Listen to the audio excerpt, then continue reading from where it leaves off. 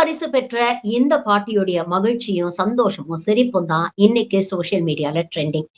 ஏழை எளிய மக்களுடைய தேவைகளை உணர்ந்து நடக்கக்கூடிய திராவிட மாடல் அரசுக்கு எல்லா தரப்பு மக்கள் கிட்ட இருந்தும் பாராட்டு குமிஞ்சுக்கிட்டு வருது. ஆனா இன்னொரு பக்கம் பாருங்க, இந்த காசோட மதிப்பே தெரியாத சில தற்கூரிகள் ₹100 டிக்கெட்ட ₹1000 ₹2000 கொடுத்து வாங்கி அந்த பணத்தை வேஸ்ட் பண்ணிட்டு இருக்காங்க. உண்மையிலேயே மக்களுக்கான ஜனநாயகன் யார் அப்படிங்கிறது இந்த சிரிப்பு மூலமாக உங்களுக்கு விளக்கும். பணம் எப்படி இருக்கு? சந்தோஷமா இருக்கா? எவ்வளவு பணம் வாங்கிருக்கியா?